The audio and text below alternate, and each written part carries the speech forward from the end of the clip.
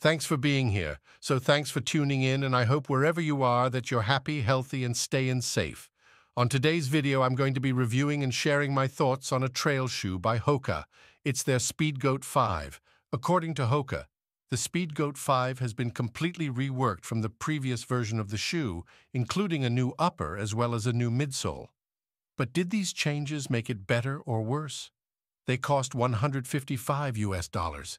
They're a neutral trail shoe that I ordered true to size, and they fit me perfectly. For a men's size 9 on my scales, they came in at 9, 8 ounces or 277 grams. This has been a lot of fun to run and walk. I'm going to start with the midsole. They've got a pretty good stack height of their EVA foam underfoot.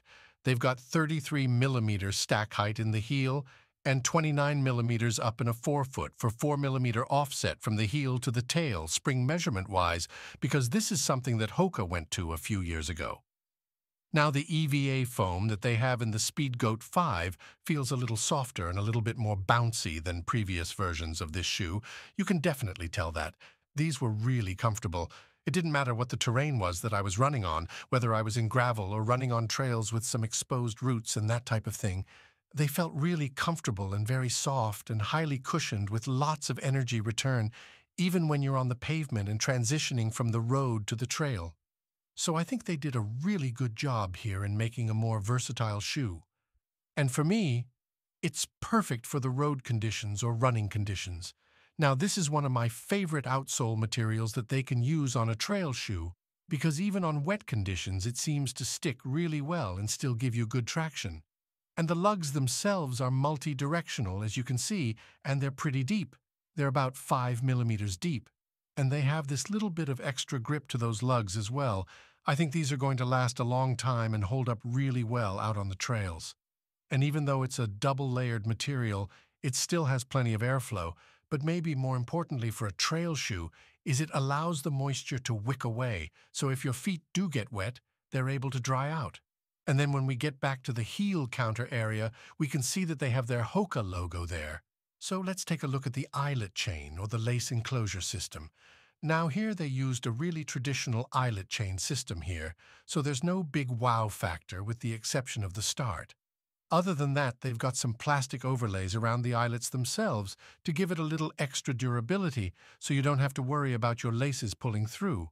And they did add that extra eyelet in case you want to run where the runner's not.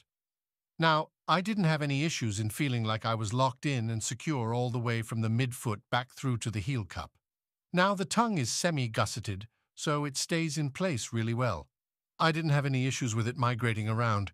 It laid nice and flat across the top of my midfoot.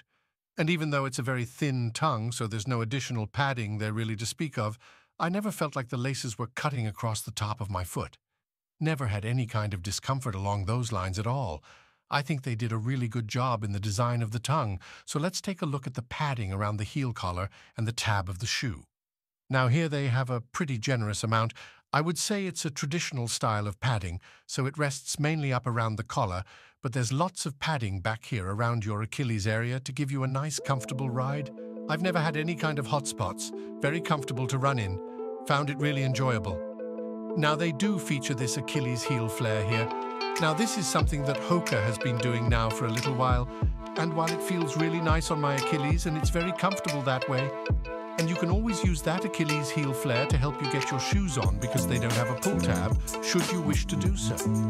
And I never had any heel slippage, either side to side or up or down. And as I turn and I press forward again, they have plenty of structure back there.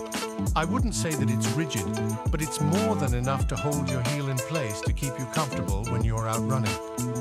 Overall, I'm really enjoying the Hoka Speedgoat 5. I love the changes that Hoka has made to this version of the shoe. The midsole is softer, it's got a little more bounce to it, a little more energy return. Hey, thanks for making it to the end of the video. I hope you enjoyed it. I enjoyed making it for you. As always, run tall, run strong, be kind to one another. Thanks for watching, and we'll see you next time.